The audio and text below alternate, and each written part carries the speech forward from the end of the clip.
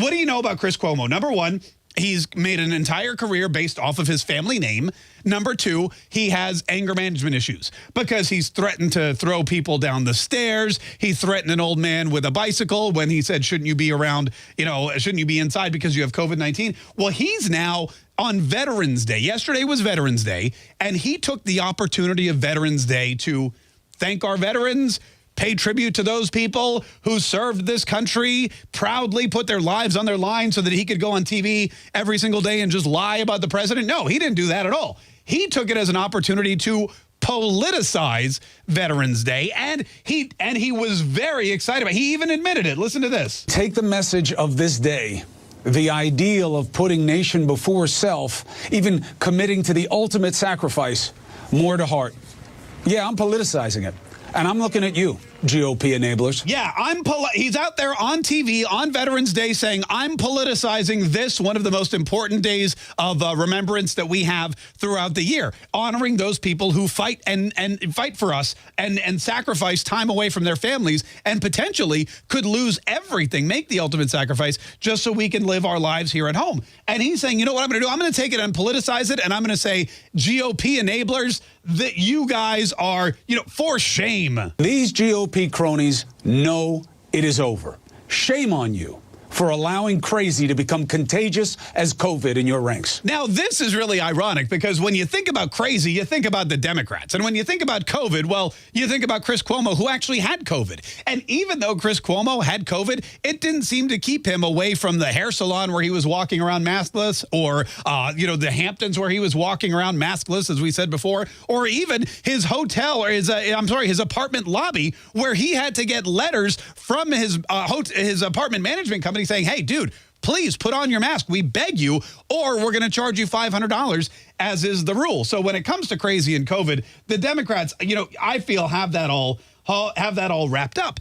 But he pushes it even further. He gets into what's going on with the Pentagon, with Mark Esper getting fired and a couple of other people coming in that are Trump loyalists. Listen to this. Why do you think Trump is ousting Pentagon leadership and loading up with loyalists? It's tough for him to say loyalists because he doesn't have any himself. He's a Democrat. Maybe it's for troop withdrawal. Maybe it's to get Russian information released. And maybe it is because he is twisted enough to try to do something way worse. Okay, this is Chris Cuomo accusing the president of the United States of putting in place military personnel to stage some kind of coup against the government. This is Chris Cuomo on CNN pushing a conspiracy theory. You know how they're always on the Republicans, QAnon this, and voter fraud's a conspiracy theory, and there's no massive voter fraud. There weren't thousands of ballots dumped in the middle of the night. Joe Biden just won the election fair and square. It's all just a Republican conspiracy theory. Here is Chris Cuomo pushing a conspiracy theory with no proof, with no evidence, with nothing but his own twisted, COVID, crazy, CNN, left-wing liberal mind, coming up with this idea that Donald Trump is firing Mark Esper and firing everyone else and hiring people and putting them in place right now so that come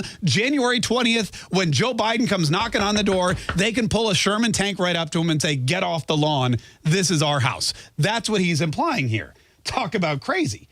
But he's not just attacking the president or accusing the president of terrible, horrible, no good, very bad things. He's accusing every single member of the GOP. This goes way beyond Trump. Trump is toxic. Surprise.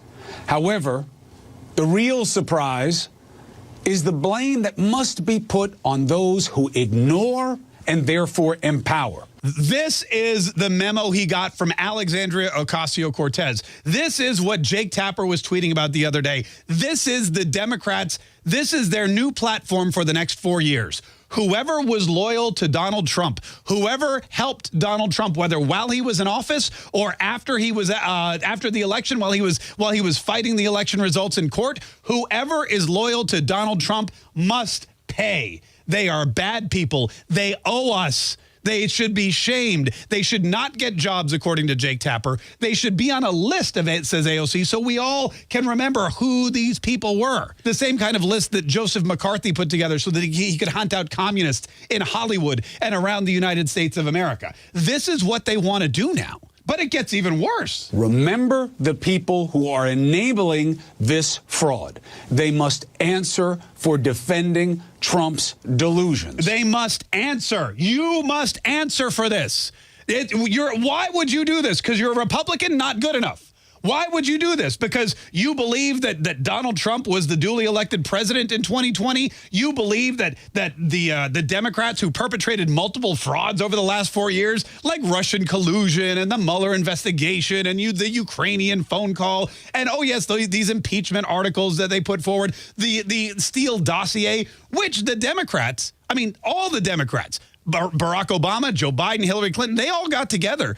They paid for that. They pushed it forward. They got the FISA warrants. This is something that they have ignored on CNN and continue to ignore. Yet now it's the Republicans that must pay for their actions. He thinks they probably should pay the ultimate price. Let them know they are going to lose way more than this election. What does that sound like to you?